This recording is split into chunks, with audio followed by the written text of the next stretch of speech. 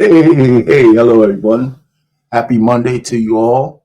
Hey, listen, we're gonna wait for some folks to come up in the chat. I see five people already looking. Welcome to the Black Man Unfiltered Network. So we're gonna have some fun today. Um, and it's been it's funny because I like the stock market to be open on Monday. So when I have this extended weekend, I'm trying to say, what the hell am I doing on Monday? Because I can't look at my numbers. So nothing better to do than have a nice live video today and share my time with you guys out there. So we're going to talk about some things that are fun. We're going to have special guests come on up and we're gonna talk about it. Hey man, Trey Taylor, what's going on, man? I could tell you. Hey man, where you been at, Trey? What's happening? We should have some fun today with this one because there's gonna be a lot of stuff a lot of comments and things to look at. Uh, what else is going on? Oh yeah, be sure to hit the like button on the way in or on the way out. Send a now that the BMU network is monetized again. Be sure to hit the super chat if you got BMU's Cash App 712, but hit the super chat so it can be exercised. Keep the channel growing and let people know out there. Let everybody know out there that you appreciate the work that's being done here and stuff like that. So the channel has been kind of heating up a little bit lately. We got a whole bunch of new things coming up, a whole bunch of new people. So, BMU is trying to build a network. So I like being a part of that. And I'm sure a lot of you do as well. So let me also say, okay, Amanize, did you get the link? I think you have it. So why don't you all pop on up, hit that link, and we can talk about what we're going to talk about today. Uh, I sent it to you in the email, so you should have it. And I put it in the back chat. So we'll wait for you to come on, hit that link so I can give you a proper introduction and we can go ahead and kick this thing off a little bit. Um, unless if there's an issue, let me know because the link should be working. Anyway, other than that, so what we're going to have today is and I haven't done a reaction video to this group of people, 8 at the table. Actually, I never liked the show, but I saw an interesting discussion about a man and a husband and wife, and the dude is sitting on $2.5 million worth of collectables. And I just thought that would be interesting to parse that up and talk about it as they discuss the dilemma across it's only 4 people at the table. So as they go through the discussion, we could have some questions to see how things are going, how what we would do in that particular situation. So hey, what's up, Lois? How you doing? So that I thought that would be a good idea to have a discussion. So one of the things I had to do was have a lady up on a panel, and I'm still waiting. Uh, Sis, unless you have I don't know. I know I put the link in the back chat as well, and you have it in email. So if there's some issue, just put something in there, and we'll work it out. In the meantime, uh, yeah, yeah. So let's say hello to the chat. I know Catalia's here. Hey, Trey Taylor, man, what's going on, man? What are you up to, man? You've been absent for a little while. I guess when you're gone, everybody kind of notices it and things of that nature. So, all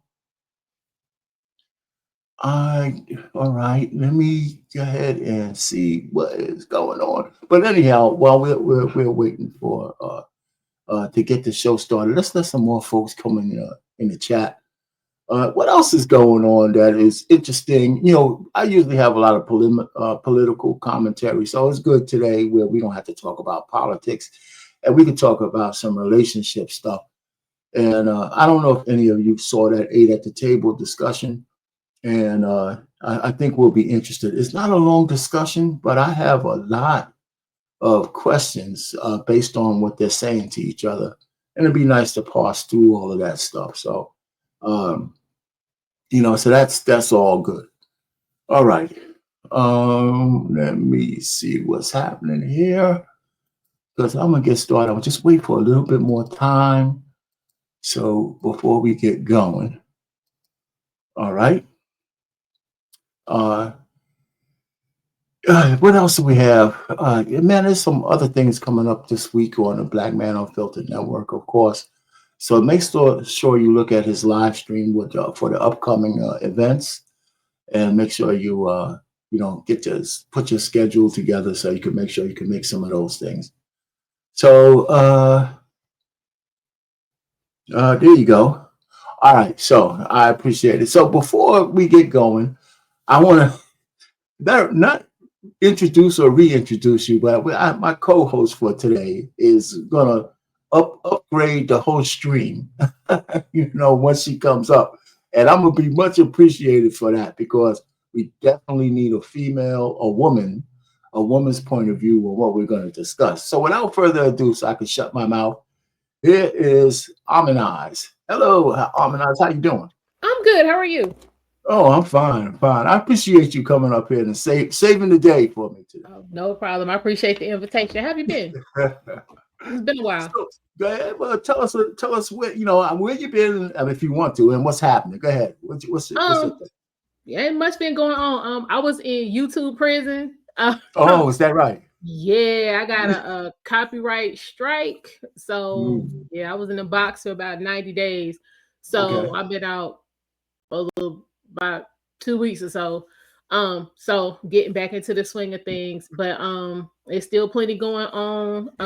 Over on my channel, we've been covering everything politics. So Trump, Vance, Congress, the whole sorted Oh mess. my gosh. Yes, yes, yes. So that's cool. So I did. Yeah, no, you got the chance to see that eight at the table. You said it was in your feed anyway, right? It yeah. So it came up in my feed a couple of days ago. I was gonna do a reaction on it. So when you reached out, I was like, all right, cool, because I have a couple things I need Definitely take advantage of it some today. clarification on. Okay, cool. Because I thought the conversation was cool, and it was funny when I was going through it. I was Mm, coming up with questions, and I was stopping and starting. It's like I tell people in the chat. It's only like 16 minutes long, but I pretty much have almost 16 questions or 16 discussion points based on how them going back and forth. right. So we're gonna stop and start the video for you guys as well. And at some point, I don't know if you're gonna mind if somebody wants to come up and join the conversation. Would you have an issue with that? Not at all. Okay, cool. So and that's we'll leave that up to them because I think more ladies and some guys might want to chime in other than just in the chat, and they might want to come on up and be seen and be heard. And say it in their own words, and don't let me stumble on your comments while I read them.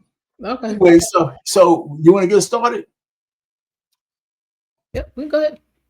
All right. So listen, I'm gonna bring up the link. I'm gonna bring up there, and we'll set it all up, and we'll start the conversation.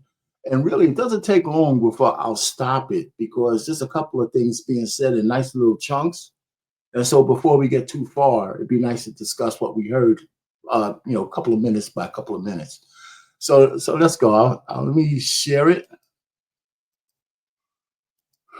and we could just get started. You know, is that it? Yeah.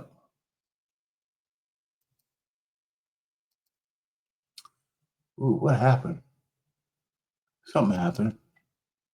All right, let me do this again. So there's a woman. She wrote into our show rather, and she said that she and her husband they're approaching their fifth wedding anniversary, or I guess Are we in it right? marriage anniversary. Sorry. And she said life together is good, not perfect, but they make ends meet. They work hard. They have a modest lifestyle. They have two young children, ages 1 and 4. Recently, she discovered something that she describes as shocking. Her husband's card and comic book collection, something he's guarded since they met, is worth $2.5 million. He's been collecting for over 25 years, a passion he inherited from his late father, and he still holds on to some of his dad's collection. When she brought up selling it, Thinking of all the ways they could improve their family's life, he refused, saying the collection isn't about money, but more so about emotional value. To him, it's a legacy he plans to pass down to their children. Now she's struggling with reality that they're sitting on a fortune, yet still living paycheck to paycheck. Should she accept his emotional attachment, or does he owe it to their family to cash in? What would you guys do? Is he being unreasonable, or should sentimental value come before financial security? All right. So before they say anything, I'd like to just ask a question, right? And before they say and they chime in, right? In general terms, does the wife have a point in being concerned that he's sitting on that money?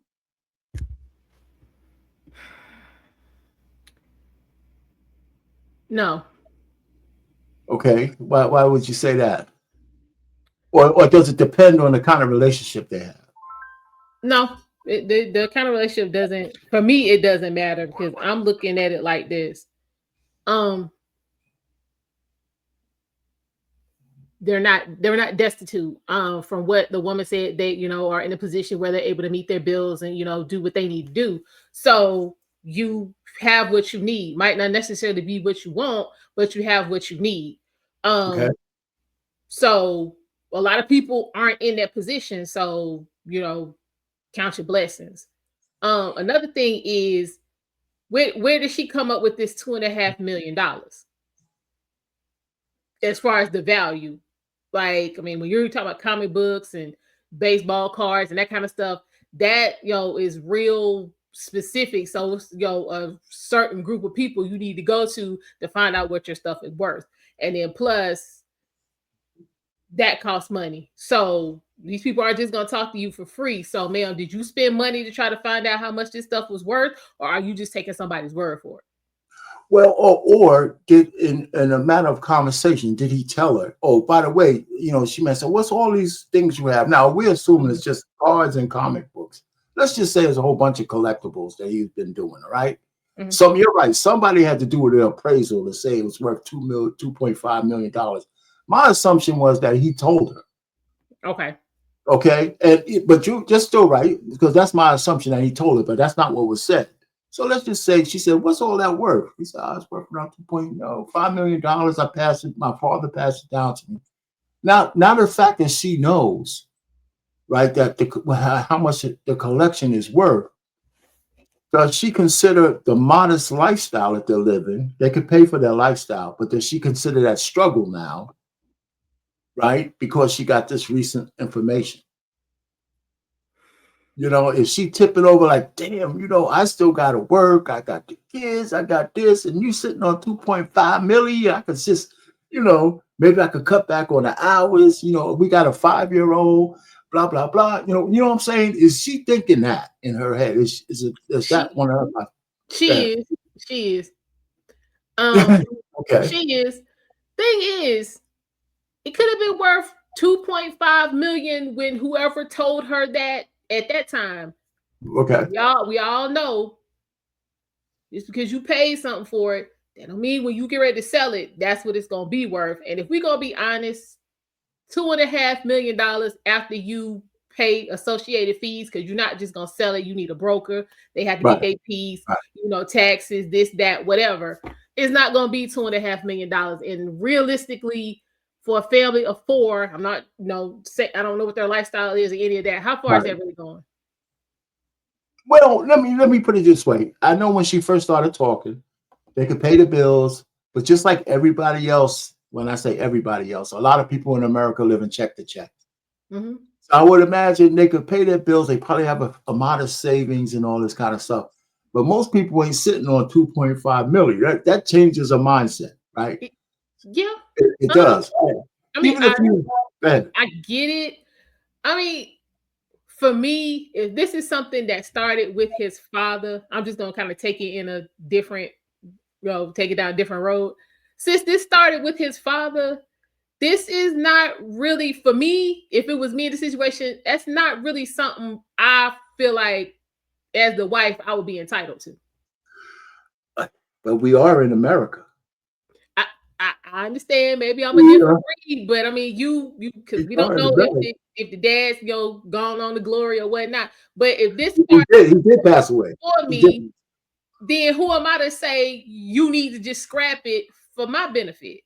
Well, okay. Listen, as a husband, you're not married. Are you married? No, I'm not. Okay. So, but as a husband, I wouldn't take. It depends on what kind of woman you have. Mm-hmm. I wouldn't take the inquiry at face value as something negative. It depends on how she reacts to that, right? So we're gonna have more of this because we're gonna go dig deeper into that. You got some folks saying hello, Yeah. So I just wanted to hit some of them. Hey, Through the Fire podcast is up here. There was a super chat. Let me hit this right. Hey, man, thanks for the $2 to the channel. I appreciate that. Through the Fire podcast. Hey, listen. So let's go ahead and let's hear a little bit more. So those are the first two questions. Let's hear a little bit more when other people start answering the question. So here we go. I'll go last. I feel like I already know your take on it, to be honest. But let's hear yours. Just to clarify, they're living paycheck to paycheck. According to her. According to her. Okay, so according to her, they're living paycheck to. Is that empty, girl? Oh, okay. Okay, so according to her, they're living paycheck to paycheck. Mm-hmm. It's not like they're behind on finances. She said they live modestly, they make ends meet, but from what I gather, it's like maybe there's not a lot of cushion or not a lot of room for like doing extra stuff. So not struggling. Right. Not like struggling paycheck to paycheck, but not she could be doing or they could be doing better. Right. Okay. I feel like in that case, there can be a compromise here. I think she can leave that man alone until they come to a point where they're struggling, so that he knows that when that time comes, he's going to have to give that up. But for right now, she could leave him alone with his sentimental value. All right. So I wanted to stop there because I had a couple other questions on and I'm a key in on the word compromise. Okay. Is there a compromise to be negotiated right off the rip before we know anything else? Is there a compromise that he should be considering as her husband, or should he stand 10 toes down? So for me, if something should happen, somebody gets sick, something happens to one of the kids, storm comes through, we're in a situation where, we need, access to a substantial amount of, cash that we, don't otherwise have access to, then maybe sell a portion, sell enough for us to get what we need. I can see that. But other than that, again, living paycheck to paycheck doesn't necessarily mean that once you pay your bills, you got $10 to work with till you get paid again. It could be instead of going to Mastro's, you might need to go to Outback. Right. That could be your living paycheck to paycheck. Instead of going to see Mary J. and Martin, you decide which one you want to go to that month. It just depends. But my thing was what the key in on what the chick with the red hair was talking. Why are we anticipating struggle? I guess why are we anticipating something happening that this man can't guide you through? You've been with him long enough to have 2 babies and they 3 years apart. He been guiding you somewhere. So why would we abandon the mindset of he got me?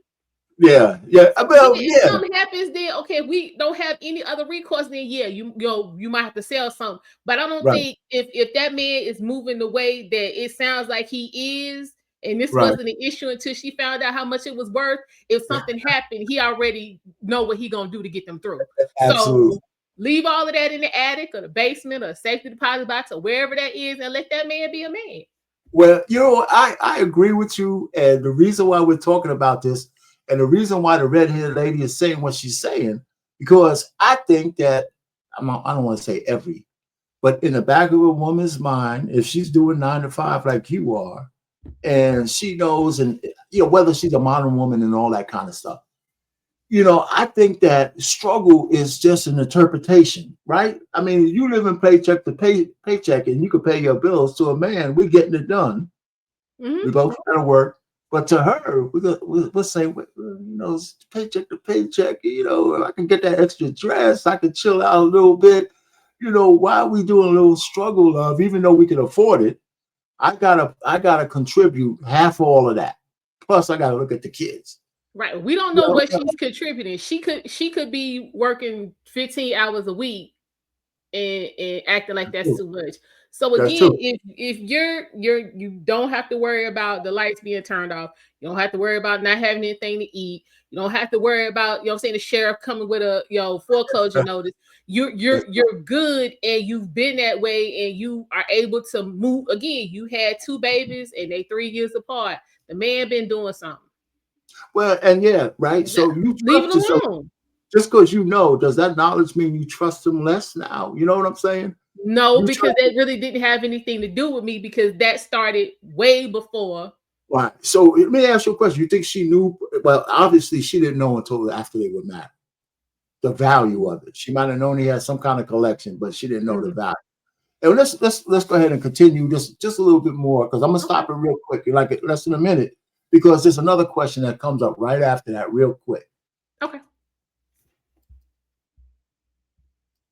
And his dad's dead, so that's also part of it. She just discovered this? Is that what was part of the yeah. As of late. It said recently discovered. I'm curious as how she figured this out.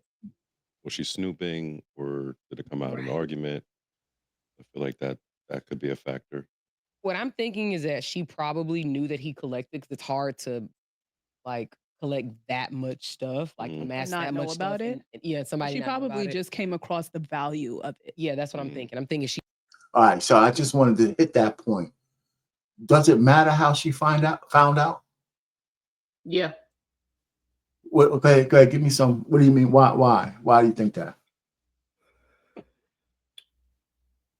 If it was a conversation that if she just casually was like, on some, I don't know why it would take, you being married and you got, seeing these babies, to now want to have interest in his hobby, to start asking questions.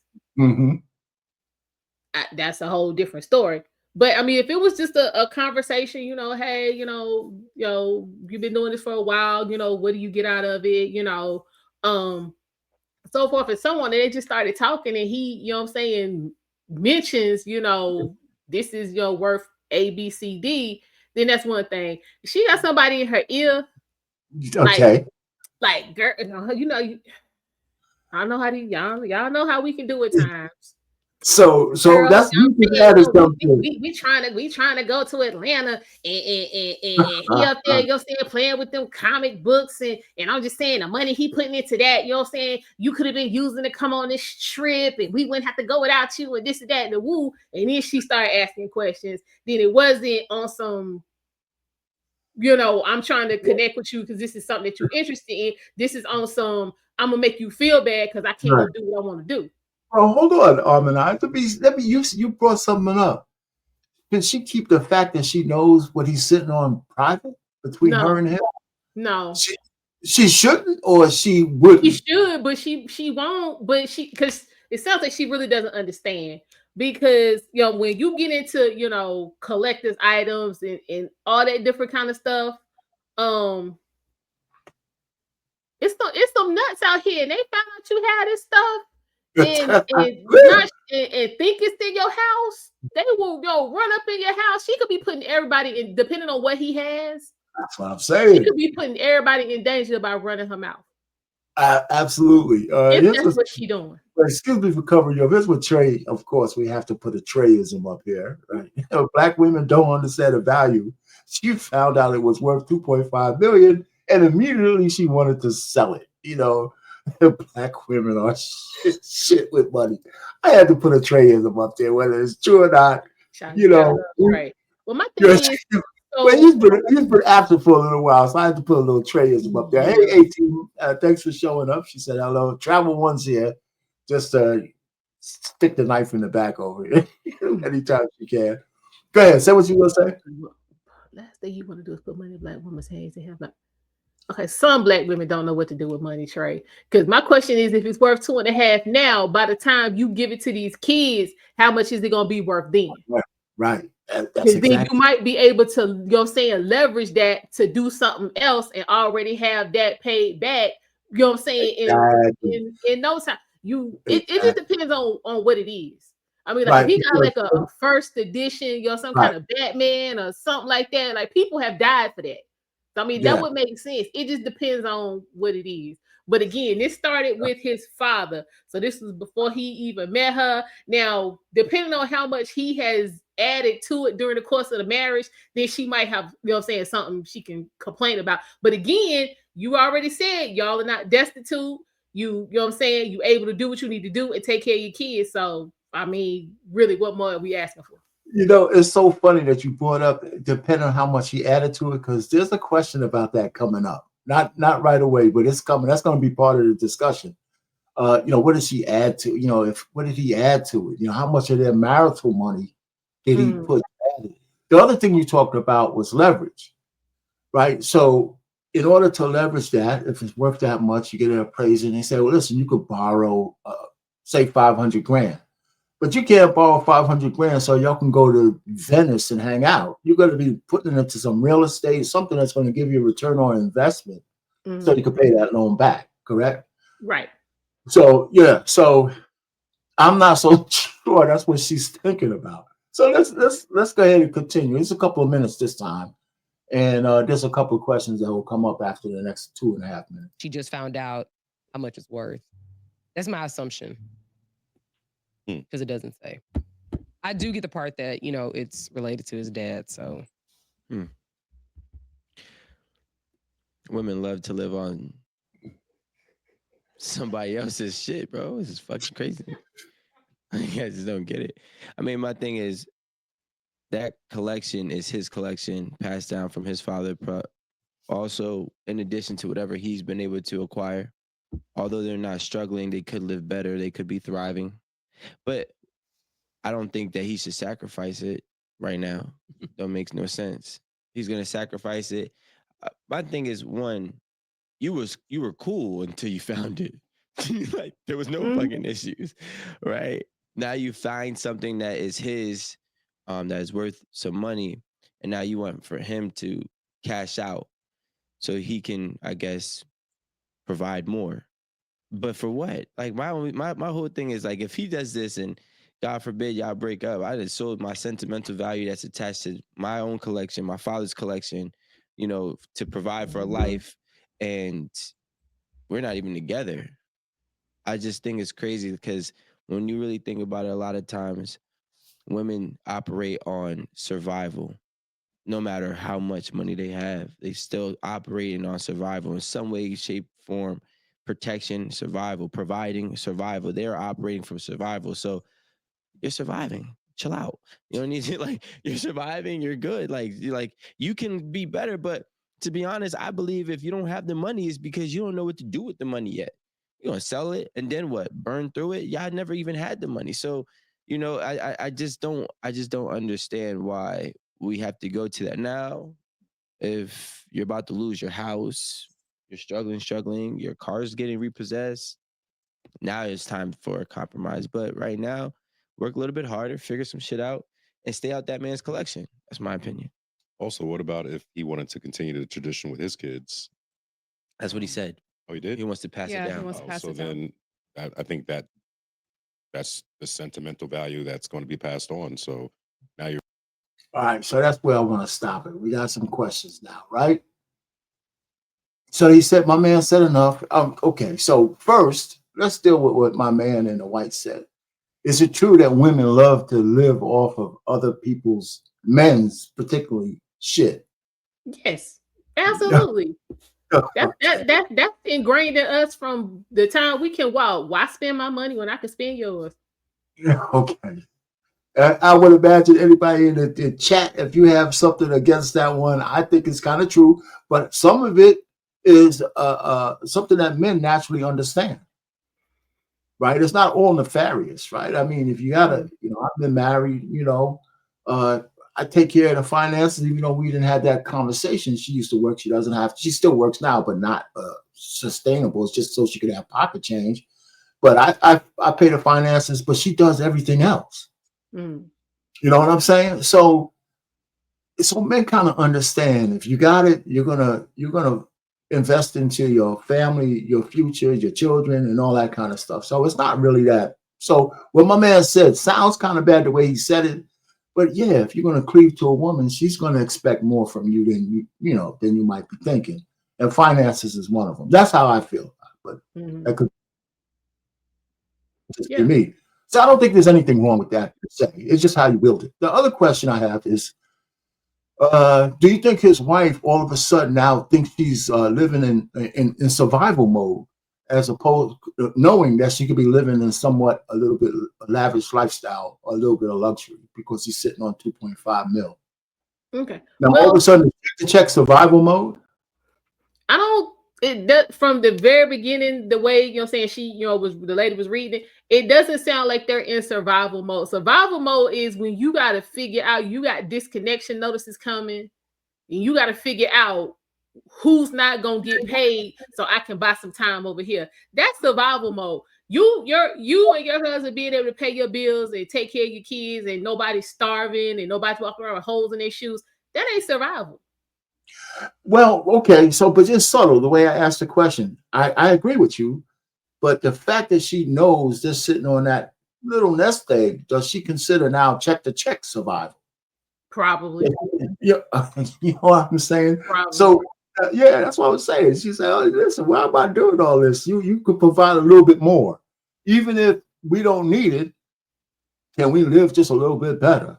Right? So then my question would be, okay, let's say the house catches on fire and it all burn up tomorrow. Now what? Now what? Now what we doing? Yeah, okay. So we're gonna come to that. Where do we keep this? You gonna be good? Because now that 2.5 is gone. That's gone. Nobody's taking care of it, but we're gonna come to that question of where do we keep it later on. We're gonna come to that question. Okay. And so that's good. With the last question is this: in this little segment at the end, they talk about passing it down. Right? We're talking about passing it down. Do women care about legacy as much as men do? No. Okay. I don't think so either, but why do you think they don't? And well, you know what? I got all girls, and I say the same thing to them. I said, what do y'all think about legacy? They look at me like I'm crazy. What do you think? Why? Why do you want to care about? Don't care about it as much. Let me. I'm not gonna say we don't care at all, but I didn't mean it that way. In my experience, it depends on what it is. Okay. Well, okay. What do you mean by that? It's not an easy question. Okay. We tend to care more about the legacy when it's something that can be seen by everybody. Like, let's see, he has the comic book collection. Let's say your great grandmother had this 10-carat diamond ring. Let's just say something fantastic happened, and her husband was able to buy her that, and then it passed to your grandma. Then your grandma passed it to your mama, and then you would expect for your mama to pass it to you. So, you know what I'm saying? You want to keep that legacy going because that's something big and shiny that everybody can see. But let's say, for instance, making macaroni and cheese and sweet potato casserole was a legacy that started with your great grandmama as well. But you don't want to do that now because that's too much work. I hear you. So, I know we got some folks in the chat kind of. It kind of just depends on what it is. If it's something that you're saying is gonna keep the oohs and the eyes and the attention, then we down for it. But if it's just something as far as this is what happened in my family through the generations, you might keep it, you might not. Well, so let's dig a little deeper with that question. Let's mine it a little bit more. Is it more important for men to have children with their women to pass things to, or for women to think legacy is bloodline going down through the ages? Because that collection goes hand in hand. A man want to give it to his probably thinking sons, but if he only Mhm. has daughters, you know what I'm saying? So the women look at children and the legacy that way, even though when a woman has a kid, the baby, we know the baby's hers, right? You know, but men seem to care about the legacy of the bloodline more than women do. I don't know if that's true or not, but we're talking legacy by having children and passing it down, not just the value of that collection. It's Mhm. giving something. So from if I don't want to get biblical, but in the Bible, right, they're talking about being able to give your grandchildren's legacy, you know, not just you. So I don't, you know, I'm not saying he was thinking about it that way, but from a man's perspective, maybe that's the way he's looking at it. His father sure was looking at it that way. Yeah, I mean, Good for him. it could be because since men are producers, when you're Pat, that's we're gonna use this as an example. His dad passing that to him was like, this is I created this, I started this. Now I'm gonna bring it to you. You add your piece in, and so Right. this is what we created. Then you move it to your son. Then they add their piece, and you just can keep seeing it build and grow.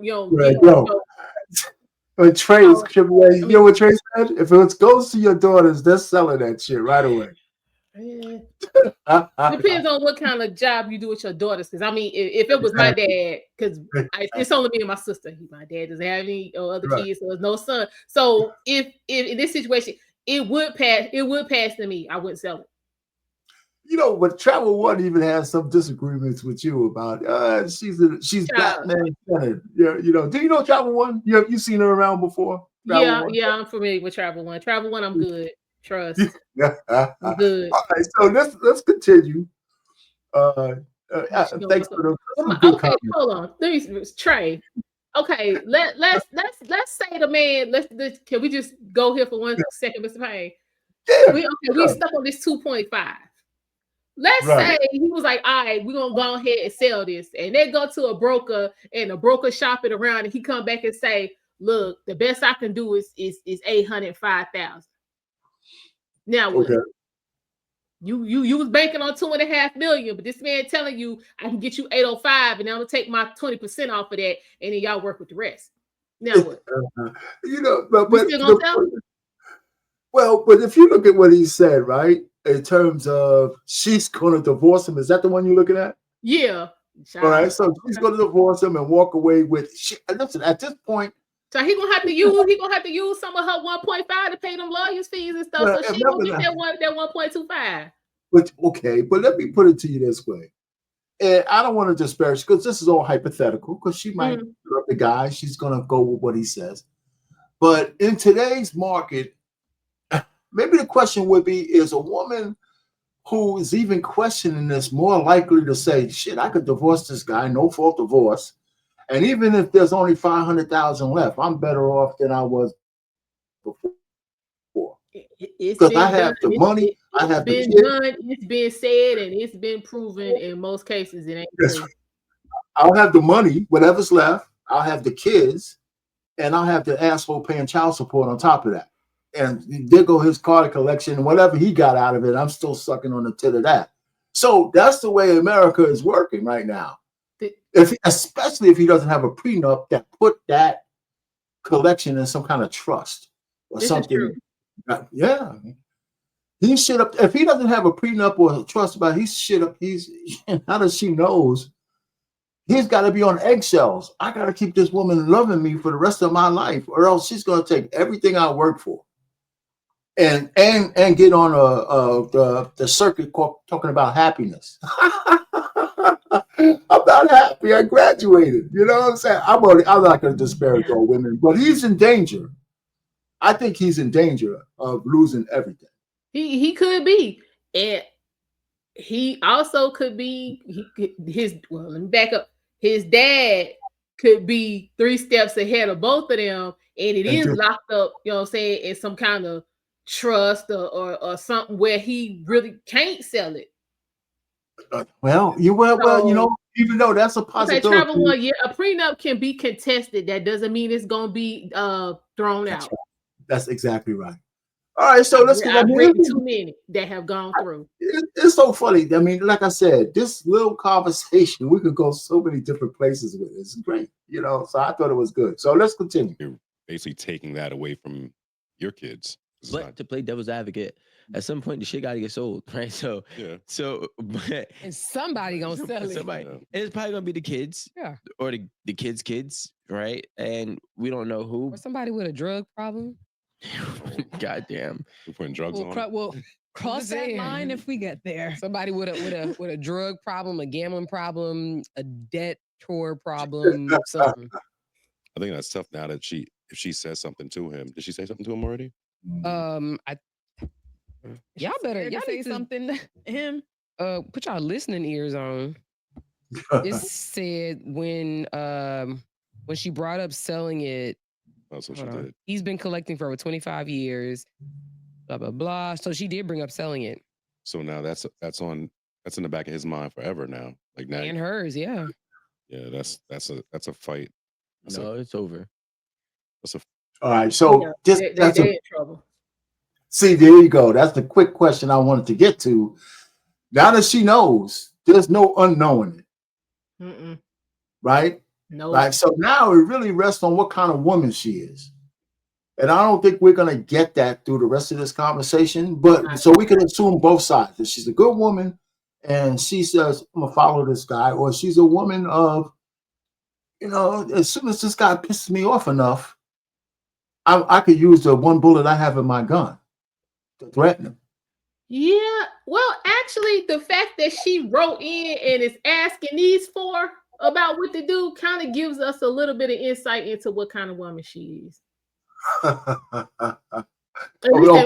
least for me. So we assume that they got this whole scenario from her. Yeah. I would. So that does give you something. She keep, you know, saying she keep, you know, doing this with the phone. I'm just saying. So that be the case, you just made a statement that gives you some kind of indication what kind of woman she is. What kind of woman do you think she is based on that assertion that she sent this scenario in? Is she fishing for an answer, or way in or way out? She's gonna try to force him to sell it, but she's looking for backup. It's almost like she reminds me of. Do you remember a couple months ago? Well, actually, it's actually been about a year where the woman she actually these same four came on and was asking if she was wrong. She had over the course of the marriage, she was a stay-at-home wife because they didn't have any kids. And so she was ciphering money from her husband and had stacked about $47,000. Yeah, I heard about that. Got hurt at work and lost his job and had all these medical bills and surgery and all that. And she would not come off that $47,000, so he ended up leaving her. Wow. Mm-hmm. There's a couple of scenarios like that. Yeah, and, I mean, well, that's a whole nother story. But if he didn't have any indication of what kind of woman she was before, he married her. Did and didn't care. Yeah, this is why I have problems with you, men, Mr. Payne. Just a quick second. Let us have it. Go ahead. We let y'all know what it is. I'm just going. We at some point unless it was some of this. They met and 6 months later they was married and really didn't know each other and all this different kind of stuff. We don't know. I'm just saying, if you have any kind of courtship process, we let you know what time it is. I agree. I agree 100%. Again, she had to let somewhere in the course of this relationship, she had to be about some, you know what I'm saying? Yeah, and he ignored it. I want to live it up. You know what I'm saying? I want to see what the luxury life is like. We gonna be a power couple. We gonna do this. We gonna do that. It's gonna be this. Woo, woo, woo, woo. She, one day was like, I don't want to be okay no more. I want to, you know what I'm saying? See what's up with this 2.5. Because she didn't say, sell some of it. She said, sell it all. You know what I'm saying? Right. Yeah, we gonna sell it all. There you go. So I mean, we let y'all know what it is. Yeah, he knows. If he, you know, saying she showed him what time it was, and he let it ride. Then, sir, if she went, not if, when, because see, she done got other people involved, and we on the internet talking about it. She gonna try to press this man to sell this stuff, or it's gonna be a problem. Yeah, I hear you. I don't have no argument there. So- Listen, everybody out there, make sure you hit the like button. You know, send a cash out for the network. Make sure you Absolutely. hit that like button. So it's gonna be it's gonna be a problem. But again, if it was on the shoe was on the other foot and she had something, let's say she had a painting. Okay. Let's say her great granddaddy, you know what I'm saying, got this Rembrandt from somewhere and didn't know what it was. And it went down through the years. And let's say her last parent, you know, has gone on the glory and they cleaned out the house. And the husband's like, you know, I kind of like that. And they get it off the wall. And a friend come by the house and be like, yo, you know that's a Rembrandt, right? And they do all this research and it's worth $6 million. Would she sell it? If he was like, yo, wait, listen, you go ahead and we can sell this painting and take this money and we can flip it and we can get this property and we can build it up and we can do this and we can do that and the woo, man, would you sell it to finance that? Well, you asking me or with the man? I'm saying for her, that's what I would ask her. If the shoe was on the other foot and you was the one sitting on these millions, would you sell your item or items? Here's what I think would happen. Okay, and because at this point you commingling funds. So once you sell that and stick it in y'all account, that ain't your money no more. That's y'all money. Well, well, let me put it this way. I think what would happen is that if the man was able to get her to sell that Rembrandt, that there'll be a certain amount of money that's going to go to a lifestyle as opposed to being invested. Yes, that's what I'm saying. So then you look up 3 years later, Rembrandt gone for one. Everybody in the family mad at you because you sold it, and then now you got nothing to show for it. Well, it depends on what you invested in. No, I mean, if you just into your lifestyle, there's no investment. Well, that's true. Because you want to go to France, so you can go to Hermes and get right. Okay, but I think the woman would be happy about that. I mean, again, you can get to France without selling our family possessions. Trust me. That's true. All right, so you can do that. But again, if that's all you're doing, so now you got these kids that don't have any legacy because you sold it. Mm-hmm. Now that's one thing if you keep it and then the kids sell it. Because now us Gen X, we know about them boomers selling up everything, and then we didn't have nothing. We know all about that. That's real. But I mean, again, that would be on the kids. You did what you were supposed to do, and then you can do about that. But I gotta protect the boomers. We're gonna leave you guys more wealth than ever in transfer. So that's another thing. Mr. Payne, you might be good, but your friends was out there selling up all the soon as the stuff came through probate, they was gonna phone with the real estate man. You know they was selling off everything. There's truth to it. Okay, that's fight that you're never gonna win. So here's my take. They've only been married 5 years. This is something that he inherited prior to marriage. So these are, I would imagine the majority of it was a premarital asset. Mm-hmm. So in no way is he obligated to like split it or do, whatever. However, I would be interested to know how much money he spent since they've been together acquiring these comic books and cards or whatever. So that would actually be my first question. Like, how much of our disposable income, which clearly isn't that much, that you've been spending on these little books and cards and shit, like you a 12-year-old. Man, obviously, if they were $2.5 million, they ain't be little honest, book. I don't think he's under any obligation to sell it at this point, regardless of sentimental value, which I understand. But I know how it feels for them bills to be on your head. Like, you ever see somebody that got like a good spades hand? They just drop them hoes like this. Like, that's how the bills be on you. So I get where she's coming from, but it would really be up to him and like having a desire to do more for his family, having a desire for his family to, you know, do more than live paycheck to paycheck. All right. So I want to stop it there. Okay. One, I don't agree with her that it's up to him if they're married and he doesn't have it all saved, premarital, a prenup, or something before. Mm. Because as soon as they get married, because this ties to the second question, how much did he continue to put into that investment while they were married? That makes it almost makes it community property, right? Depending on what state you're in, Yeah. or at least that portion of it, right? So if he, and it, depending on what the collectibles are, I mean, he's mixing and mingling what's 50% hers into that, what's into that whole thing. So nowhere until, and this is not part of the question, that he had a prenup. So I'm assuming he doesn't have one. That's the assumption I have, that he has no protection over this collection. So I think it's all most of it is in jeopardy. And if he's adding more to it based on whatever percentage of his income into it, God, I've seen enough lead attorney to know they might have put the whole thing in jeopardy. Yeah, absolutely. So so he's got to be he should be on pins and needles. And he's got to be, ooh, baby, love you, baby. Let me keep you That happy. still might not be enough, because she got in her mind. She got in her mind, I'm gonna get this $2.5 million. What an idiot! Oh, Jesus Christ! And yeah, you're right. So we don't have to linger on. I think we know we understand that part. Let's keep going. Okay.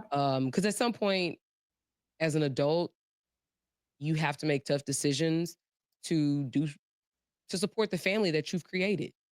He is supporting the family. You He can't be created. out here telling John that, oh, we can't send you to that math camp because we ain't got it, but you sitting on $2.5 million. Who said that was going on? But you don't want to send your son to math camp? Why are we projecting? Because Or it you don't sounds like wanna, if this man is diligent invest enough in whatever their to future keep is, this going. I think as his wife. We stop it there. Go ahead. I was gonna stop it there because I was gonna stop it soon. But yeah, she's moving the goalposts. No, it's fine. No, we stopped it. So she's moving the goalposts, but she is moving the goalposts. Wait, she started moving the goalposts way back, but she was like, "Them bills on your head." What happened?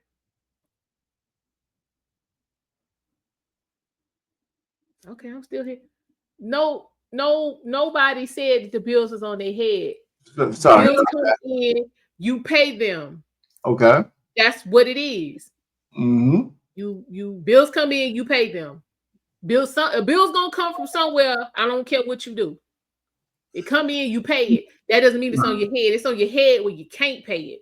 Nowhere in what this woman said, this man wasn't paying bills. And if he's diligent enough to watch his father start this and then pick it up, and he been investing, keeping it going, you know what I'm saying, for however long it's been since he's had it, plus the time they've been together, I do not think that if something happened, this man wouldn't do what he needed to do to get it taken care of, even if it meant selling some of that. So see, they just making up stuff.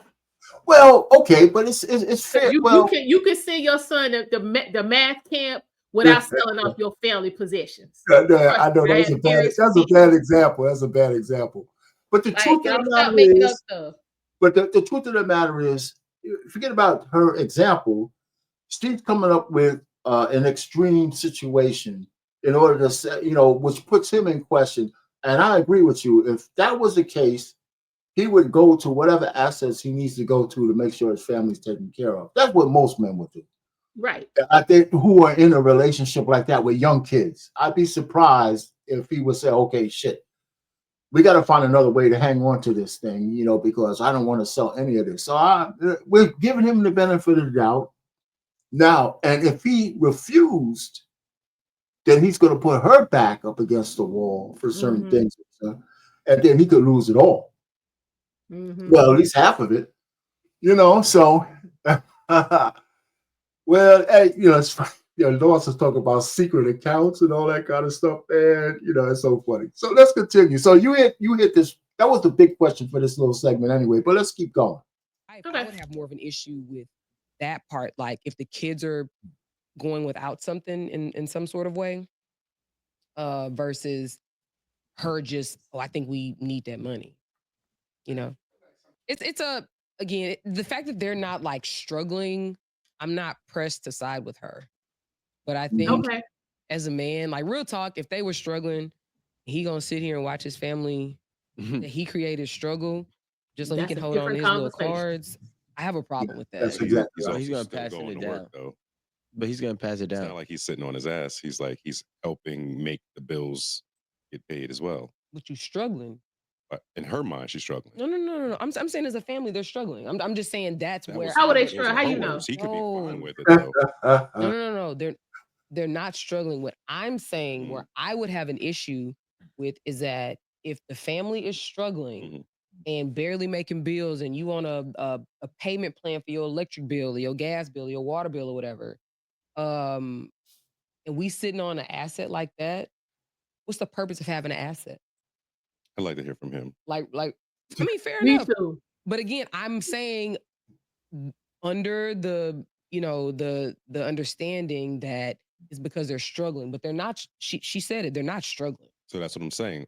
She said they're struggling. Then she said we're not really struggling. No, she didn't say they were No, struggling. the word wasn't struggling. She just said paycheck to paycheck. Paycheck. And I'm saying in his mind, he could look at that as like, this is what we're doing, and like this is the plan.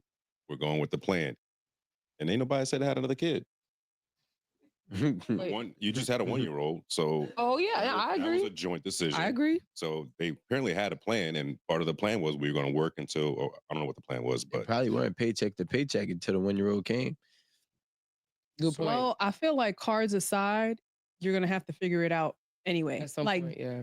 just forget you know about the cards. I don't think there's figuring What- it out anymore. I think she's put No, a well, plan there in needs place to that- be a better income. There needs to be more money. If you're worried about, living paycheck to paycheck this bad, then a change needs to happen. I'm saying that Mhm. that's from her Her side. A side, change needs to yeah. happen. He Mhm. could be in the middle of the plan right now. Listen, we had this plan, and this is what's going on. That's why I haven't sold my cards. I think maybe the compromise is I can sell some of them, but I'm not getting rid of my cards. I don't understand why we even talking about. They don't know how to make money yet, so I don't. And unless she comes to him with a plan of what they're going to do with the money, Why would she she be says, doing "Hey, that? we It's want to not her invest in asset. A, B, and C." Then okay, now you have a plan. Now I'll listen to you. But if you're just talking about going to Dubai or something, or taking an extra vacation with stuff that you didn't have any part of, then no, I'm not doing that. All right, but it's still a good point on that one. So the question really is, we already established that she can't unsee this card collection in her mind. But the other part is, if she wants to get him to sell any of it or all of it or leverage it, she has to have something to make him inclined to say, okay, this is a good idea. So we could put it towards this investment or that investment. But if you just come to me saying, I want to live a little bit better, so let's spend it, he's not going to agree to that. Nope. But he might agree to something that could take the value of it and build some ROI elsewhere. Mm-hmm. But that's not what she has in her mind, because there's nothing in it for her. Because the check until that other investment comes through is still going to be around.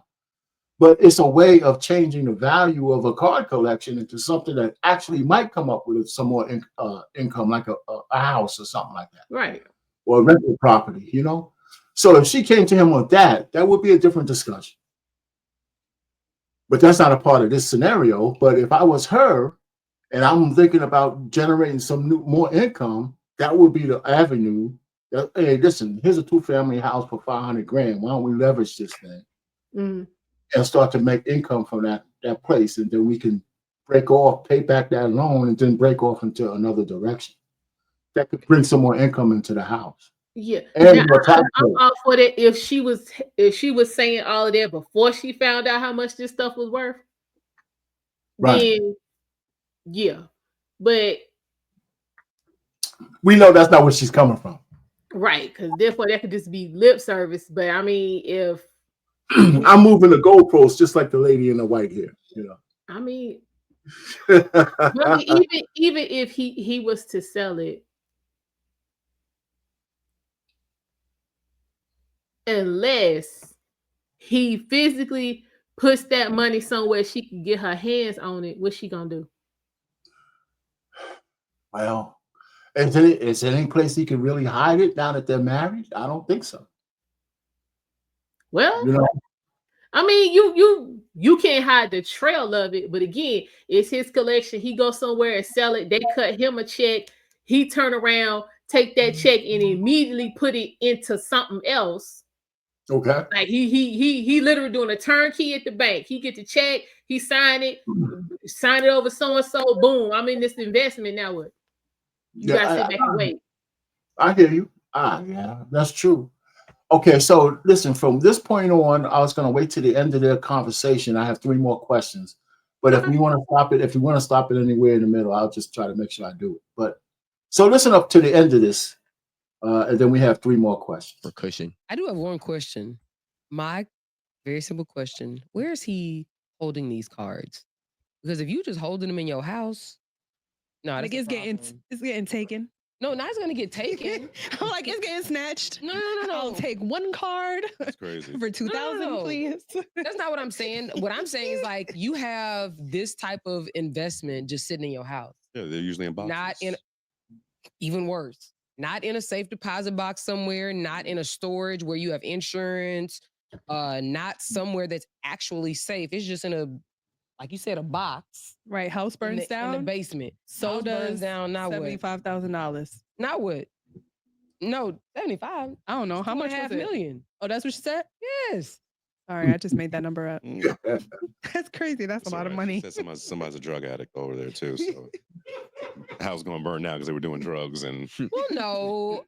I mean, I'm just saying that because houses burn down all the time. You're right. Mm-hmm. So at a minimum, if he's gonna keep it and hold on to it, my recommendation is just protect it. Like put some insurance on it, get it out of your house, put it somewhere safe.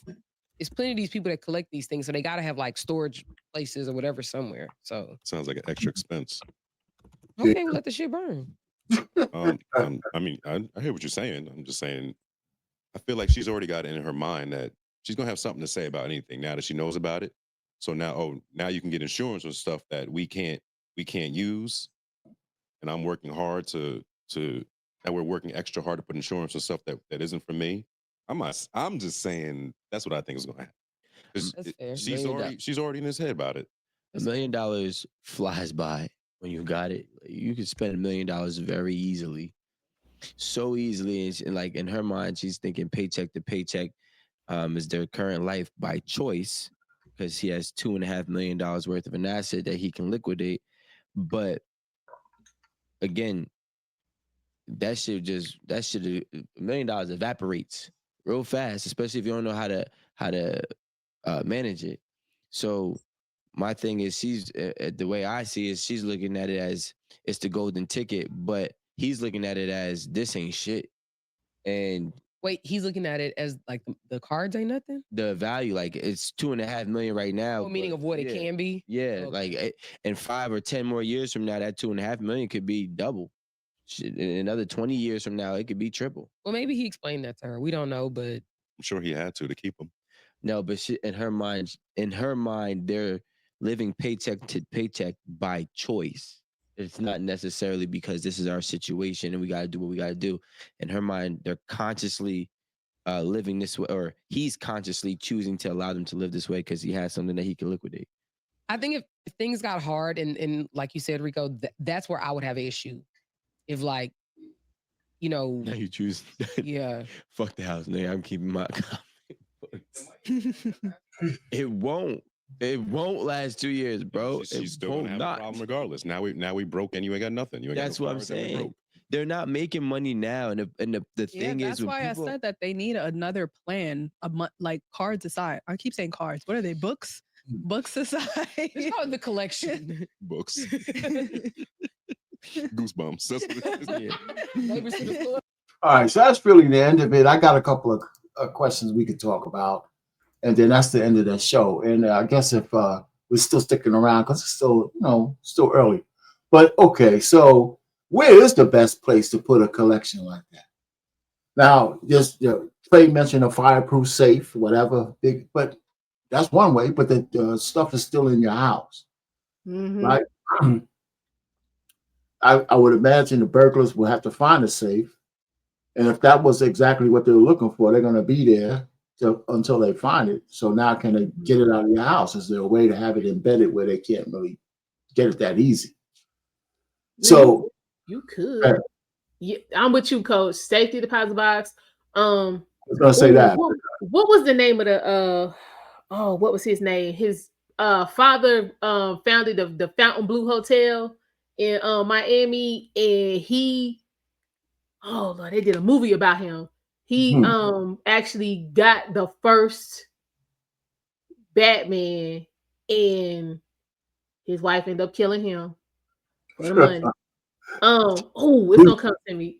Anyway, he had spent like 3 or 4 because he would collect all the different kind of stuff. He actually had the Batmobile from the series and just all kind of stuff. And so he would spend $3 or $4 million a year protecting all of this stuff. So he did. He had some stuff in the safety deposit box. He had other stuff like in this fireproof safe that was like underground in his house, and he had some other stuff that was like in a whole different state from where he was. So I mean, depending on what it is and how you protect it is also going to have a lot to do with its resale value. So we don't know again exactly what this stuff is, how this dude is protecting it. You know what I'm saying? If it is in his house and it's in your house, you got insurance, but did you put insurance on it? Because if the house go up and your policy only gonna pay you $500,000 max, you got $2.5 million worth of stuff that burned up. Harmonize. Let me ask you this: if his wife is complaining about living check to check, you think she's gonna want to invest in the insurance and pay extra money? Hell no. But some people talk about safe deposit box, right? Yeah. Suppose there's a run on the bank that you have your stuff in and you can't get to it. Now they have private brokers who might, protect your stuff, right? But that's going to cost you too. So no matter what they do to protect that, it's going to cost some money. Besides just buying a safe and locking it in there, because to insure $2.5 million, it's not going to be cheap. This is true. So there's a dilemma there. And if you already have a wife worrying about paying bills check to check, how are you going to sell her on paying something that she can't even take advantage of? So that's another thing. Okay, so so those are 2 questions. Sorry. Without a plan, okay, how long do we think 2.5 million will last? If he liquidated it all, if you're a family of 4 and you don't invest any of that money, how long do we think that 2.5 million? You certainly ain't gonna live on it for the rest of your life. That's what I'm saying. It depends again if you really get $2.5 million. So let's say you do get $2.5 million. Okay. Most women, the first thing we want a house. So depends on where they live and what kind of house she want. That could be half of it right there. With a greedy wife, 18 months. Or right, that could be half right there. Then you got the furniture. So let's say that's another 150,000. You know what I'm saying? You gonna want a car to match the house. We gotta have a car match the house. So you can probably spend another 200,000 or so. I mean, you can look up and that money could really be gone. I could spend $2.5 million. I'm hearing you. Now, let me say, I don't know if you got to go. Anybody wants to come up? I'm going to just drop the link for a second to see if anybody wants to come up and say their piece out loud. So the link is there in the chat for anybody who might want to come up and say a few things on what they saw, what they think. And you have to be on camera. That's a Black Man Unfiltered rule. So I'm going to try to stick by that as best I can. So in the meantime, so you are back. So anything else you want to say about this whole scenario?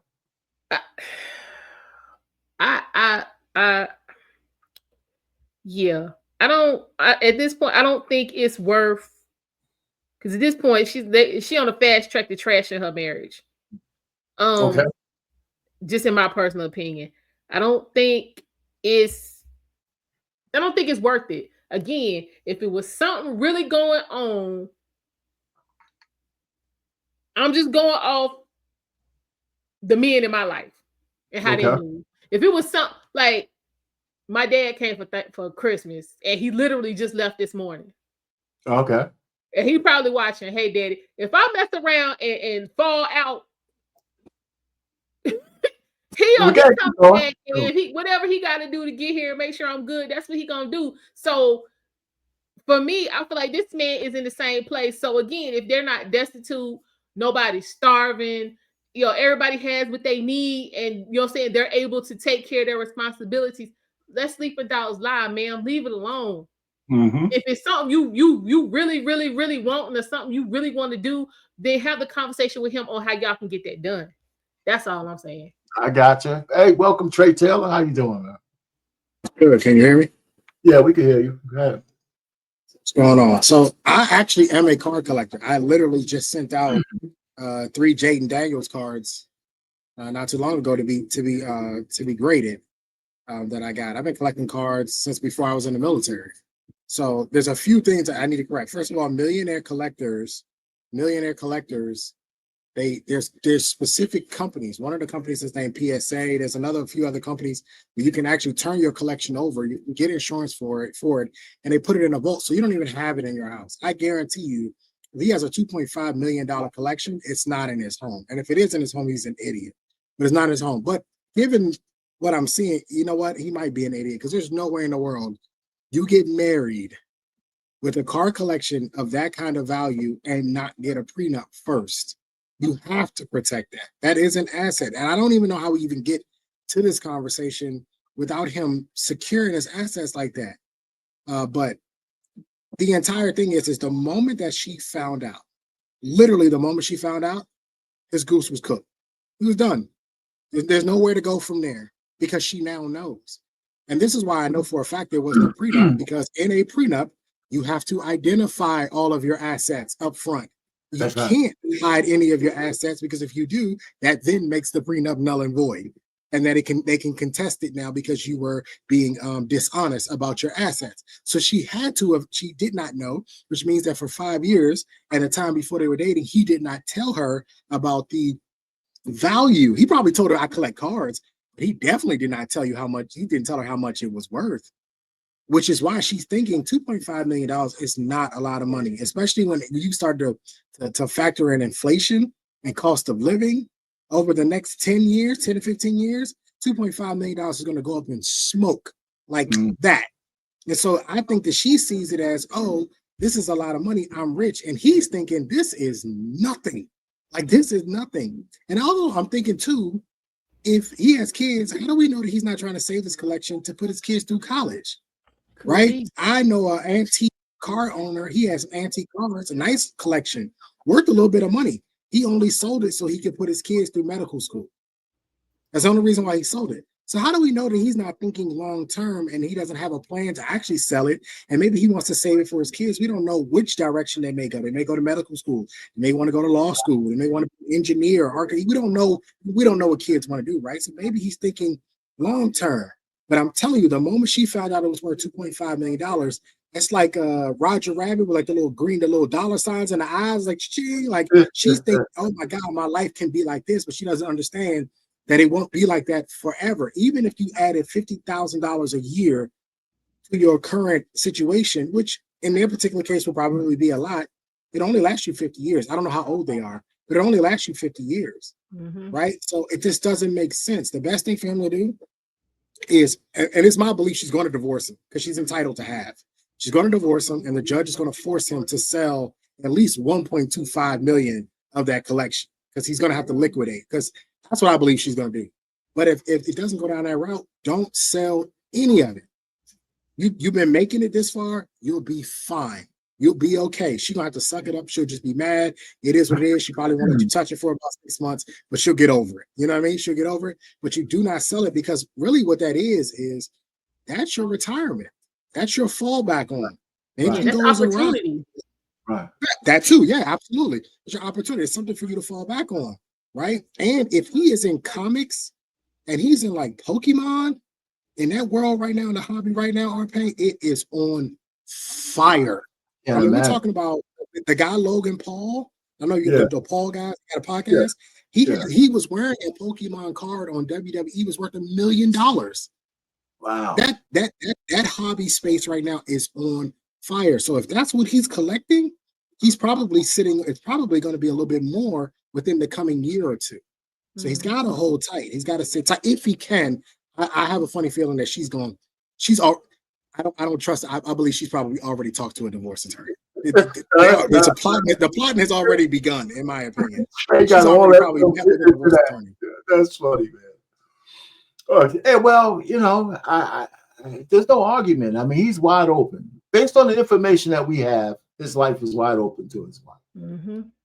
And based on the way marriages go, he's in danger. Whether it happens or not, he's in a danger zone. You know, the bullet. She's definitely got the loaded gun, and we can't argue that. So, and this is why it's so important. If you're going to get married, if you are absolutely dead set on getting married, you have got to have your paperwork done, and you have to look at this like it is a business. For whatever reason, as men, we are stupid and we want to be in love. Oh, I love her, and not my girl, and she ain't gonna do this to me. You know what I mean? And all that. Yes, she will. Yes, she will. You have to understand something about women, and it's not a diss. I'm not hating on women. This is just biologically ingrained in them. Stability. They seek stability in any form, in any fashion. They are going to go after it, even if it means they have to go get it themselves. If they have to go get it themselves, if they have to go build $1 million nest egg, they're going to go do it. It's built in them. So if you put something in front of them that could offer them stability, they more than likely 9 times out of 10 will take it. You have your occasional woman who's like, no, yeah, I'm not that type of woman. Of course, nothing's ever absolute, right? But majority of women, if you put that stability in front of her and say, hey, this is life-changing money. Do you want it? Man, these women up, man, go to Miami, go to Atlanta, go to Las Vegas, go to LA, here in DC, New York. These women selling their souls for stability, right? Selling their souls just to get a little bit of money. Right, but they're not stable though, Trey. They don't never end up stable. Well, that's the trick. That's the trickery, Almond is they think it's stable. And it's because they have an abundance mentality. So they think there's always going to be more money to come. Well, I just keep doing this and I'm going to get more money, They don't realize that eventually the tap will turn off. They don't understand that. But in her particular case, she's looking at the tap. It's right there in front of me. It's 2.5 million. She knows it. It's just one of those things like guys, we have to do the thinking. We want to blame the women for everything. Oh, the women, but we aren't doing our part. Use your head. You've been collecting for 25 years. This was passed down to you from your father. Use your head. Hey, baby, I love you. Look, but there's something I got to tell you. I got to tell you something. It's, I do my little card collecting thing. I know you think this is just a little weird little hobby I got. It's actually worth millions of dollars. So before we get married, you know what I mean? Before we get married, I'm gonna need you to sign these documents because I can't have you take this from me because we've been working for it. We've been working for 25 years. What'd you say, Omar? Y'all said when she gonna lose it. Yo, women already don't. We don't like anything that we can perceive as distrust. So most women, as soon as you mention prenup, oh, you don't trust me. Oh, you don't love me. You don't want to take care of me. So again, that he would have to present that in a different manner. Don't tell her it's worth. Okay, this is what he should have done. Don't tell her it's worth millions of dollars. Just tell her, saying, my father started this. It means a lot to me. If anything happened, I just want to make sure that it's protected. Leave that part out because again, she's not gonna sign it if she know it's millions of dollars she can't get. Yeah, Almanaj, you're absolutely correct. Look, I'm a little bit more forward. Look, I'm a little bit more forward and direct. I want to keep it in the family and keep it moving. No. All we hear is you don't trust me and you looking for a No. Prenup. That's all we hear. I 100% agree with you. I am just a piece of shit. I would have just said it that way, right? But I agree with you. You definitely got to finesse her. you got to finesse a little bit and definitely say, hey, look, this is for the kids. You know what I mean? I want to have something to pass down to the girls or something. You definitely got to finesse it. You got to put a little sugar on it. I'm just built out of salt, so I'm a little bit different. Okay, well, with sugar. Let me say this. You don't think she's going to be ferreting through the fact that you're trying to sugarcoat the fact that you don't trust her ass and you want the money to go to the kids? I mean, she's gonna read through that too, right? It might be better. I mean, if you can find a way to keep, like Omen and I said, if you can find a way to keep the equity portion out of it, because remember, but the problem is if it's in a prenup, she's going to know because you have to disclose it. You got to disclose it. True. But then you have time to, since I'm talking about women today. Anytime, let me stop referring back to my grandma, my mom, and all them. Okay. Women today, we want to build with you. We want to, you know what I'm saying, we equal partners. We ain't really going into no marriage. We going to a partnership. While you presenting them papers, you got time, you know what I'm saying, to get her on board with the we gonna build. It don't matter, because what we gonna build gonna be worth way more than this. This gonna be changed by the time we build what we got to build. So if you got her going down that road, she like, oh man, that little change, you had that, and we're gonna keep on moving. You got your paper signed. Absolutely. You daddy ain't mad, and y'all can go on with your life. Yeah, you definitely hit it with the list. This little 2.5 ain't nothing. This right. So what we gonna do is we gonna have this over here. We taking this up to 10, 15 mil. This ain't nothing. Right. Don't that little 2.5. Just sign them papers. Don't worry about that little 2.5. But somehow. Go ahead. I mean, but you're gonna have to be nice with it though. You gotta you definitely gotta finesse. Yeah, you gotta finesse, but you also, one thing, you gotta have your timeline together. You cannot be trying to bring this up 2 weeks for the wedding. Oh no. 2 months for the wedding. You need at least 9 months. At least say 6, but I seen some of them 6 months go up in smoke. 9, because you need time to get her mind right. Well, no, you need time. She gonna be mad. You gotta wait for her to get over that. Then you need time for you to get the document to her, for her to have her lawyer take a look at it. Anything they want to argue about, you know what I'm saying? Y'all have your meeting about that. If you change something, you do that. But you need time, because the closer you get to the signing and the nuptials taking place, the easier it's gonna be for somebody to be like, this ain't working for me. The partnership thing is good too, because I can say, listen, we're in a partnership. We ain't in no real love marriage, so this is our part of the partnership, and that's your part of the partnership. Let's sign this partnership agreement. Just what's mine is mine, and whatever you have over here is yours. And let's just kind of, start. I mean, look, but in my anecdotal experience, you mean not coming with that. Maybe if y'all came with that and be like, look, all this love, this ain't we're in a partnership. Look, that's what you wanted, right? I like you a little bit. We can do this, like. But don't sell the love and then come slap in the face with the, you know what I'm saying, I don't want you to have nothing. I got something serious. You got to give them something. You can't just come up with the I'm gonna give you nothing and I don't want nothing from you. Like you got to throw something in there. Especially I got something for both of y'all though. I got something for both of y'all. Isn't this the reason why men have to be somewhat hypergamous themselves? These kind of things where forget about finding a woman in Wendy's and shit and all that kind of stuff. You shouldn't be doing it. If you got something to lose, I'm a woman and I'm gonna be for you shouldn't be doing that. That don't make sense. Men still do that though, right? They do. And then when they end up on the slab or somewhere with their money missing because the boyfriend done ran up in the house and tied them up. Y'all remember that Biggie Smalls, I got a story to tell. That happened all the time. You ain't having to deal with her. But y'all, this is what I want, and I got the optics, and she got the ass, and she got this, and she got that, and then you know what I'm saying, her boyfriend pulling up the floorboard and got you $250 cash while you tied up. Now you crying. You gotta. I'm not saying go red pill. You know what I'm saying, rage and just be completely like non-negotiable. But you shouldn't be somebody who is on an upward trajectory and you got a proven track record of success looking for chicks at the Wendy's. You should not be doing that. I hear you. I'm just saying, if you want burger chicks, at least go to Five Guys.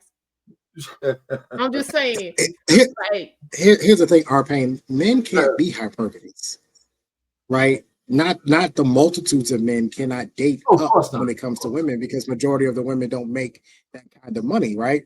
Right, You know, right. Medium Man, I don't know if you guys watch Medium Man, but he did a Yeah.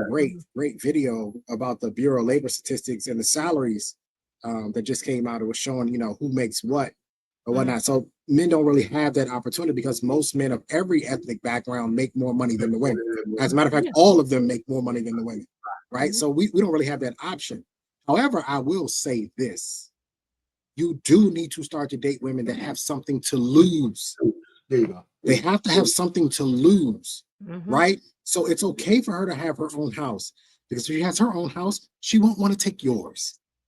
You know what I mean? Like, men have to start to think like that, right? If she has a good job, that's great, because she won't want to lose it. She won't want to leave it and then come spend all your money. So there is something to it. I get where you're going, but I don't think you can be hypergamous. But Yeah, you I for know that. certain absolutely need to start to date women who absolutely Something- have. She has to. That's a much She better has way to put it. to. Right. Mhm. Yeah. Yeah, yeah, there it is. I mean, I Yeah, thought this. long gone are the days of the girl, you know, the cute girl at the McDonald's and all that, the Chick-fil-A. That damn day, we're so past that. We're so past that. You could be cute at the McDonald's, but baby, you broke. Like, and let's just move on. And Chris Brown got a whole song talking about what he won't do for a broke bitch. So we already, you know, we're past those days. You gotta have. It doesn't mean she has to have a lot of money. My thing is always, like I said, my ex is, what do you have to lose? Okay, if you lost your job, are you gonna be solely looking at me? Or just okay, well then that could be a problem, right? Right. Or Do are you have you some in a skills position that you where can leverage to do something else? That's right. exactly. And where's your hustler's mentality? Where's your hustler spirit? Right. But the problem is everything's a trade-off. Harmonize, you know about that. Everything's a trade-off. So yeah, you get that type of woman that has a That's hustler spirit, transaction. but then what type of woman are you getting now? So You know what I mean? So everything's go. a trade-off. I mean, Everything's a trade-off. I mean, honestly, it's a hard balance, especially when you know enter into a relationship. Because I mean, you know, single, you know, you can make some compromises that you can live with, but in a relationship, your partner might not be able to live with it as easily or if at all. So yeah, again, you got to be able to So there it continuously is. This is evolve. not easy. Like There it is. you need transferable skills to where you can always be of value. Let me put it like that. Well, that's why the motivation and intentions on both is really important these days, and you got to ferret that out, man, because you got to want to be flexible. It can't. Nobody can make you want to be. You got to do that on your own for the person that you're looking at, both men and women. You got to want to be, because you know This is true. it's going to happen. I mean, and for y'all to get together, depending on your age, you're going to be bending somewhere. They're going to be bending somewhere. Wherever that is going to be different for every couple, but somewhere you're going to have some kind of compromise that you got to be willing to live with. You really do. You know, it can't be a red flag, but there's something in there, you know. So anyway, but that's it. Eddie, I don't know, Almanaz, you got some final thoughts on tonight or whatever? Then, but let Trey go first. Got any extra thoughts on what we heard, Trey? This is a brilliant case study on why not to get married. So, you know, as if you need any more sticks, as if you need any more, you know, fuel or gas to the fire there. Yet another story showing why. And here's the thing, because somebody was asking me earlier about, you know, why are men so scared? Because it isn't all men. Like, it isn't all women that do this. And I agree, right? Nothing is absolute, so it's not everyone. But I try to explain to them, and try to understand the way of the world now and the programming that comes along now, right? So everybody's watching TV and everybody's watching social media, and this is what they see. So if the only thing that the algorithm keeps showing them is guys getting effed over in the divorces, what's that going to do, right? And so when you have stories like this that come out, no matter, you would need 100 great stories of marriage just to dilute this one bad story. And unfortunately, the algorithm doesn't show that. Doesn't show all the great marriages, right? Like you did a whole video one night of, you know, how of your wedding, right, R.Payne? Yeah, but we need 100 more of those to get rid of just this one dilute, you know, this one bad story. So you guys see this and like, dang, you know, maybe, you know, I've been working on something for years and I don't want to lose it. And no matter how much we keep screaming to them, stop being in love and start being in business, because the women are in business. And I'm not hating on the women at all. I just think they're smart. I said this before, I think the women in some cases are just a lot smarter than the men. Honestly, if you really go back in history, there's only been one gender that hasn't had to fight no wars. You tell me who's the smart ones here. Men dying left and right, 30, 40 years old, 25 years old, 19 years old, and the women chilling. Somebody's smart here. So I think we have to start looking at this and saying we have to start playing the game the women play the game. And you got to come to the table and say, hey, look, I got this, I got that, I got this, I got that. And I want to be with you, but I ain't trying to lose all my ish. I don't want to lose all this stuff. And I need you to sign right here, initial here, and put the date here. Okay. and we need to move on. And if that's not something she's willing to do, then you have to have the same mentality that most women have, which is an abundance mentality. Okay, well then I'm gonna have to try with somebody else because it's not gonna work with her. But I'm not going to sacrifice everything I worked for prior to being with you because you want to go off and go party with your boyfriend in the Maldives somewhere on my dime. On my dime. That's not yeah, on my dime. No, you gotta do the paperwork. So it's not that men shouldn't get married. It's that men aren't looking at it the same way. If you take the same attitude, we probably won't have these problems. Because there are a lot of celebrities and stuff that get married, they have prenups. We don't even hear about their divorces most times. Right. Because the prenup is so, it's just like, it's ingrained. It's like, dang, y'all got divorced? Dang, that went smooth. Well, it's because they had a prenup. So there was nothing to talk about. There was no drama involved in it. You know what I mean? Where somebody was getting $256,000 a month and all that. There was nothing to talk about because they had already worked that out. So we need to start encouraging men, even if you don't have the asset yet, you need to sign the paperwork because you will work towards it. Remember, men make more money as they get older. Majority of the millionaires are in their 50s, right? So if you get married at 24, you'll say, well, I didn't get a prenup because I didn't have anything. But that's bad advice because you're going to gain value and equity as you get older, right? And yeah, you're going to gain it with her, but you guys could have already worked out how this dissolves if you guys decide to get a divorce. You could have worked it out when you was 24 rather than working it out when you're 50 and she has all the leverage now at 50 because, well, she quit her job to have your 3 big-headed ass kids. So she quit her job. Right? No, I'm serious. That puts her in a position of leverage. Now the judge will say, well, she quit her job to take care of your kids, so she has to be compensated for that. You know what I mean? That's how it works. So if you work it all out in the beginning, even though you don't have any assets, you know, hey, if we get divorced, we're splitting it. We're selling the house and we're splitting it. We already know that off the top, right? It's much easier that way. So we got to reprogram men to get out of their hearts and get more into their heads. But good topic though. All right, man. Thanks for showing up, man. I appreciate it. Almond Eyes, what you got? Listen, I appreciate you coming up. You know, I need some elevation on the show anyway, so I appreciate the woman's point of view. It came out of nowhere, came back, you know. So this is a great night. But go ahead. YouTube prison was something. Child, listen, they was all over me. But to go back to something Trey was saying, I don't think it's reason not to get married. It's an example of what happens when you don't get married correctly. So again, and having, like Trey saying, having that conversation, I got this going on, but I anticipate this happening. So, in the course of this happening, we're going to be here, but, I want to make sure that, my foundation, is protected. That's going to, keep you in your upward trajectory thought process, the mindset. Plus, that's gonna let you know what kind of chick you're dealing with. Yeah. Oh yeah. Because if because my thing is, by the time you start talking about, I had a man tell me, he was like, I'm not gonna ask no chick to marry me. Well, I'm not 1,000% sure she gonna say yeah, and we on the same page. So if you get to that point where you talking about getting married and she done said yeah, and now you on the prenup, you should already know that this is really not gonna be that difficult of a conversation.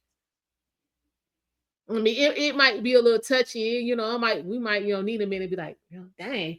But I mean, it shouldn't be, you flying off the handle and I don't want you no more. If you doing all of that, then you wasn't in this the way you was supposed to be in it in the first place. So you should be able to, it's you should be able to get it done. If you can't get it done, you don't need to say I do. Because again, the basis of this is communication.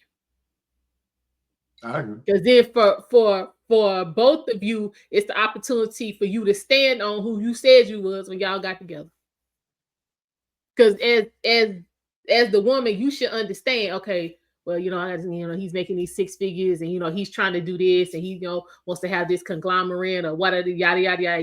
You in the back of your mind, you should know, okay, yeah, he's gonna be trying to make sure I don't blow all of this up. So he's gonna hit me with the prenup at some point. So it shouldn't be just stunned and it's just all out the blue.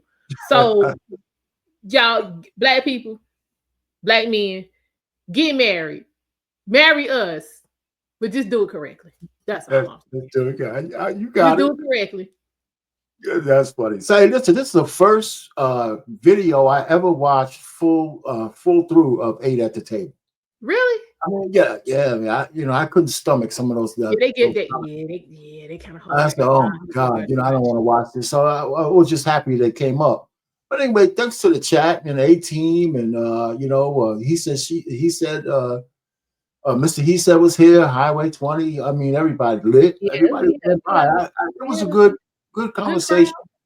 So yeah, so now I know I can reach out to you. Maybe we'll come and collab on something else. Okay. Feel free. You got my email and stuff like that. We'll do something. I'm here every Monday at 7. And everybody out there, thanks for putting up a good conversation in the chat. I appreciate it. Trey Taylor, I appreciate it. And for that, I'll say good night to everybody. All right. Yeah.